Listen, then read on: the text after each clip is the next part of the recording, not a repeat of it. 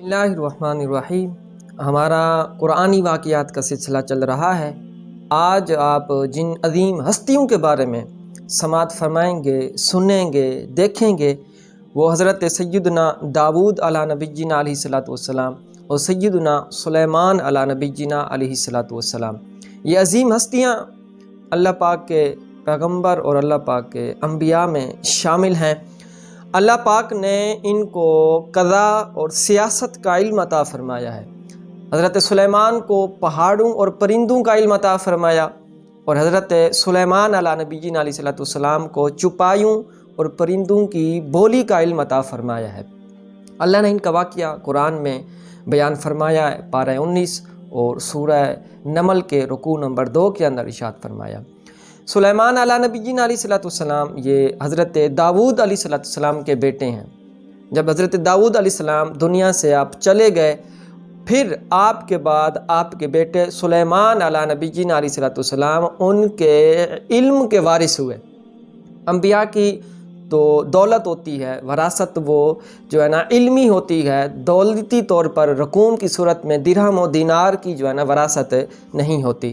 سلیمان علیہ السلام آپ بادشاہ بنے، آپ تخت پر بیٹھے، اللہ پاک نے آپ کو ہر چیز کا علم عطا فرمایا، پرندوں کا علم عطا فرمایا، جنوں کا علم عطا فرمایا، انسانوں کا علم عطا فرمایا۔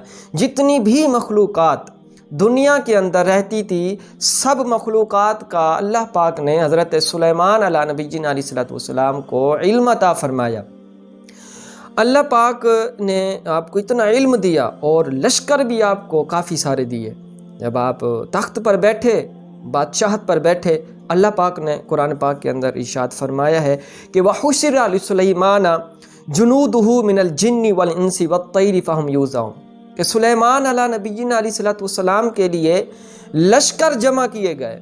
احادیث میں ملتا ہے کہ وہ لشکر 100 فرس کی تعداد کے برابر تھے، مطلب 300 میل تک سلیمان علیہ نبی جینا علیہ السلام کے لشکروں کی تعداد تھی، 300 میل۔ پھر وہ جو لشکر تھے وہ 4 حصوں کے اندر شامل تھے، 75 میل جنوں کے لیے، 75 میل انسانوں کے لیے، 75 میل پرندوں کے لیے، اور 75 میل وحشی جانوروں کے لیے۔ یوں بھی نہیں ہے کہ مسلسل چلتے رہیں، اس میں سے ایک لشکر کو جمع کیا جاتا، جب وہ چل جاتا پھر اس کے بعد جو ہے نا دوسرا لشکر چلا جاتا تھا۔ اسی انداز میں سلیمان علیہ نبی جینا علیہ السلام ایک مرتبہ آپ اپنے لشکر کے ساتھ جو ہے نا جا رہے تھے۔ راستے کے اندر ایک چونٹیوں کا مکان تھا، چونٹیوں کا گھر تھا۔ تو چونٹی کی جو سردارنی تھی اس نے اپنی چونٹیوں کو کہا کہ اے چونٹیوں، حضرت سلیمان کا لشکر آ رہا ہے، کہیں بے خبری کے اندر وہ آپ کو کچل نہ دے، تو اس لیے اپنے گھروں اور مکانوں میں جو ہے نا گھس جائیں آپ۔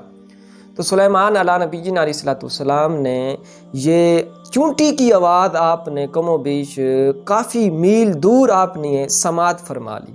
جب سماعت فرمائی تو فتبسم ضاحکا، تو حضرت سلیمان علیہ نبی جینا علیہ السلام چونٹی کی آواز کو سن کر مسکرا پڑے۔ اب یہاں سے پہ میں آپ کو ایک لطیف نکتہ بتاتا چلوں کہ سائنسدان کہتے ہیں کہ جو چونٹی جو ہے، چونٹی اس کے ناک کے قریب 2 بال ہیں۔ جب یہ بولنے کی قوت رکھے، بولنا چاہے، تو ناک کے قریب اس کے بال ہوتے ہیں، ان بالوں کو آپس میں یہ رگڑتی ہے، رگڑنے سے جو آواز پیدا ہوتی ہے وہ اس کی بولی ہوتی ہے۔ اب دیکھیں چونٹی کتنی ہے، اگر ہم اپنے کان کے اوپر اس چونٹی کو رکھیں اور پھر بھی بولے، پھر بھی ہمیں سمجھ میں نہ آئے اس کی وہ کیا کہہ رہی ہے، لیکن سلیمان علیہ نبی جینا علیہ السلام نے کم و بیش 9 میل دور آپ نے چونٹی کی آواز سنی۔ اور یہ انبیاء تھے کہ اللہ نے آپ کو علم غیب عطا فرمایا ہے۔ تو سلیمان علیہ نبی جینا علیہ السلام کون تھے؟ معراج کی رات حضور کے پیچھے نماز پڑھنے والے مقتدی بن کے کھڑے تھے۔ اب دیکھیں جب مقتدی کی قوت سماعت کا عالم یہ ہے تو امام کی قوت سماعت کا عالم کیا ہوگا۔ سلیمان علیہ نبی جینا علیہ السلام نے چونٹی کی آواز سنی، آپ نے اپنا لشکر روک لیا۔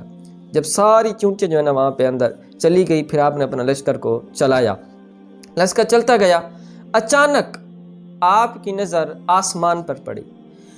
اصل میں جب آپ چلتے تھے تو پرندے آپ کے سر کے اوپر سایہ کرتے تھے، تو آپ نے وہاں پہ جو ہے نا جو ہد ہد پرندہ تھا اس کو غیب پایا۔ ہدہد کا جو کام تھا وہ یہ تھا کہ سلیمان علیہ نبی جی علیہ الصلوۃ والسلام جس جگہ کے اوپر آپ رکتے تھے، سلیمان علیہ نبی جی علیہ الصلوۃ والسلام کے لیے ہدہد پانی تلاش تھا۔ جب پانی کا پتہ چل جاتا تو حضرت سلیمان جنوں کو حکم دیتے تو جن وہاں سے پانی نکالتے، تو سایہ کرتے تھے۔ آپ نے جب اوپر دیکھا تو ہدہد نظر نہیں آیا آپ کو، تو آپ نے پوچھا کہ ہدہد کہاں گیا ہے؟ تو آپ نے یہاں پہ ایک قسم اٹھائی اور آپ نے فرمایا ہدہد اگر لیٹ آیا اور غیر حاضر رہا ہے، اس کو میں عذاب دوں گا، سخت قسم کا اس کو عذاب دوں گا۔ علماء فرماتے ہیں عذاب دینے سے مراد یہ ہے یا تو اس کو میں پر کاٹ دوں گا یا اس کو کوئی ایسی سزا دیں گے کہ وہ اس طرح کی آئندہ حرکتیں نہ کرے۔ ابھی تھوڑی ہی دیر رکے تھے تو ہدہد جو ہے نا حضرت سلیمان علیہ نبی جی علیہ الصلوۃ والسلام کے پاس آ گیا، اور جب آیا تو اس نے کہا کہ سلیمان علیہ نبی جی علیہ الصلوۃ والسلام کو کہ میں ایک ملک سبا سے ہو کے آیا ہوں، وہاں پہ ایک عورت نامی جس کا نام بلقیس ہے، وہاں کی بادشاہ ہے، عورت بادشاہ ہے، اور اس کا ایک تخت لگا ہوا ہے جو 80 گز لمبا، 40 گز چوڑا، 30 گز اس کی اونچائی ہے، اور اس کے پائے اور اس جو ہے نا جو بڑا تخت تھا اس کے اوپر سونے، جواہرات، موتی لگے ہوئے ہیں، اور اس ملکہ کی خدمت کے لیے کافی ہزاروں کی تعداد کے اندر غلام اور لونڈیاں مقرر ہیں۔ لیکن وہ سورج کی بادشاہت کرتی ہے، سورج کی وہ عبادت کرتی ہے۔ اللہ پاک نے اس کو ہر چیز عطا فرمائی ہے، لیکن وہ عبادت اللہ کی نہیں کرتی، سورج کی کرتی ہے۔ تو سلیمان علیہ نبی جی علیہ الصلوۃ والسلام نے تصدیق کی اور ہدہد کو ایک خط دیا۔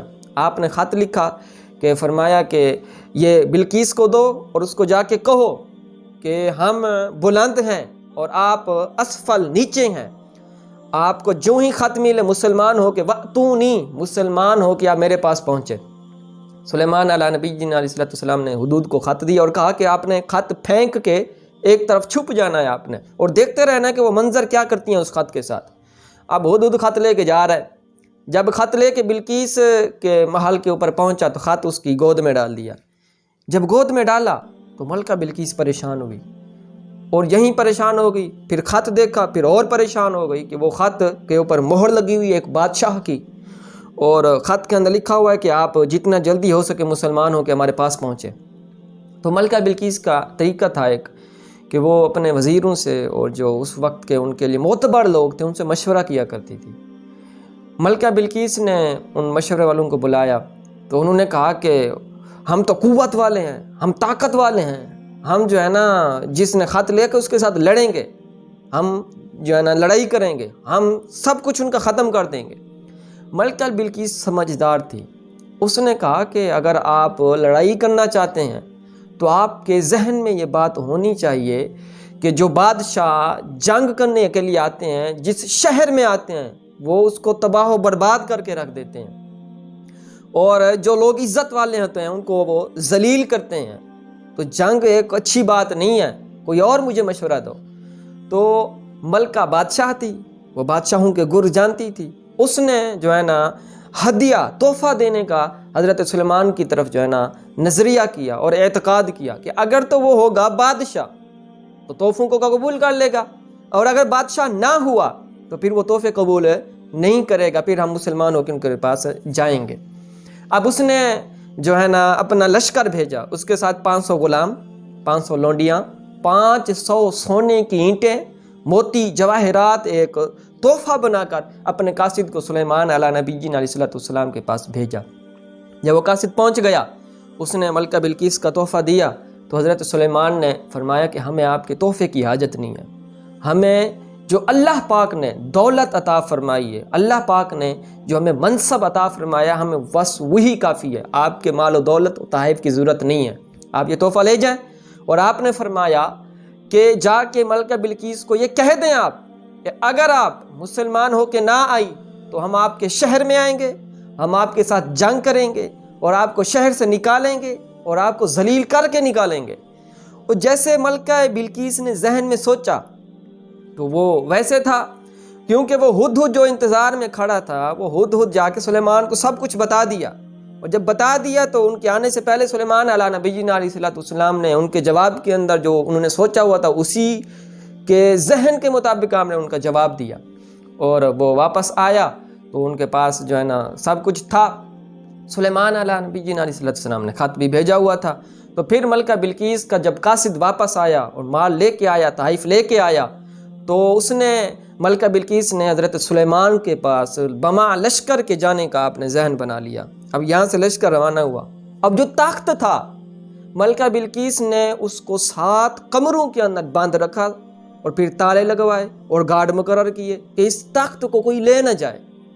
ادھر سلیمان علیہ نبی جی علیہ السلام اپنے جو ہے نا جو بادشاہت والا تخت تھا وہاں پہ بیٹھتے تھے، اور آپ صبح سے لے کر ظہر تک وہاں پہ بیٹھتے تھے۔ آپ نے جنوں کو کہا کہ کون ہے جو ملکہ بلقیس کا تخت لے آئے گا؟ تو ایک جن نے کہا، قال عفریت من الجن، ایک خبیث جن نے کہا کہ سلیمان حضور وہ تخت میں لے کے آؤں گا۔ آپ نے فرمایا کتنی دیر تک؟ آپ نے فرمایا آپ کی مجلس کے اختتام سے پہلے لے کے آؤں گا۔ سلیمان علیہ نبی جن علیہ السلام نے کہا مجھے وہ تخت جلدی چاہیے۔ تو ایک اور جن نے کہا جو ہے نا اللہ کی کتاب کا علم رکھنے والا تھا، اس نے کہا حضور ان یرتد الیک طرفک، کہ اے نبی میں وہ تخت آنکھ جھپکنے سے پہلے لے کے آ جاؤں گا۔ سلیمان علیہ نبی جن علیہ السلام نے کہا کہ ٹھیک ہے بھی آپ لے آئیں۔ تو وہ آنکھ جھپکنے سے پہلے وہ تخت جو ہے نا حضرت سلیمان کے پاس پیش کر دیا۔ جب پیش کیا تو حضرت سلیمان علیہ نبی جی علیہ السلام نے حکم دیا کہ اس تخت کو رد و بدل کر دو، تاکہ جب ملکہ بلقیس پہنچے تو اس تخت کو پہچان نہ سکے۔ جنوں نے رد و بدل کر دیا اور سامنے رکھ دیا۔ حضرت سلیمان نے اس کے آنے سے پہلے اپنے صحن کے اندر ایک بہت کئی کلومیٹر دور تک آپ نے ایک جگہ بنوائی، اس کے نیچے پانی چھوڑا، پرندے جو ہے نا جو دریائی جانور تھے وہ چھوڑے، اس کے اوپر شیشہ لگایا، اس کے ارد گرد دیواریں لگائی، جانور چھوڑ دیے، سونے موتی جواہرات سب کچھ لگا دیا۔ اب سلیمان علیہ نبی جی علیہ السلام کے پاس جب وہ ملکہ بلقیس لشکر کے ساتھ آئی، آپس کے اندر بات چیت ہوئی، تو حضرت سلیمان نے کہا کہ یہ تخت کس کا ہے؟ تو اس نے کہا کأنہ، لگتا تو میرا تخت ہے۔ تو سلیمان علیہ نبی جی علیہ السلام نے فرمایا یہ تخت آپ کا ہے، ہم نے آپ کے آنے سے پہلے ہی منگوا دیا ہے۔ تو بلقیس کو تو پہلے اس بات سے اندازہ ہو گیا کہ ان کے پاس ایک بہت بڑا علم اور بہت بڑی طاقت ہے۔ پھر آپ نے ان کو، حضرت سلیمان صحن میں بیٹھے تھے، آپ نے ان کو صحن میں بلایا۔ جب صحن میں آئے، وہ جو نیچے شیشہ لگا ہوا تھا اس کے نیچے پانی تھا، تو ملکہ بلقیس جو تھی وہ جو ہے نا یہی سوچ کے نیچے پانی ہے، اس نے اپنی پنڈلیوں سے کپڑا اٹھایا۔ تو سلیمان علیہ نبی جی علیہ السلام پھر مسکرا پڑے۔ آپ نے فرمایا ملکہ بلقیس یہ پانی نہیں ہے، اس کے اوپر شیشہ ہے، آپ چلتے آئیے۔ وہ چلتے آئی تو اس وقت ملکہ بلقیس نے سلیمان علیہ نبی جی علیہ السلام پر جو ہے نا ایمان لائی اور توحید بیان کی، کیونکہ وہ سورج کی عبادت کرتی تھی اور سورج کی عبادت کرنا ایک شرک تھا۔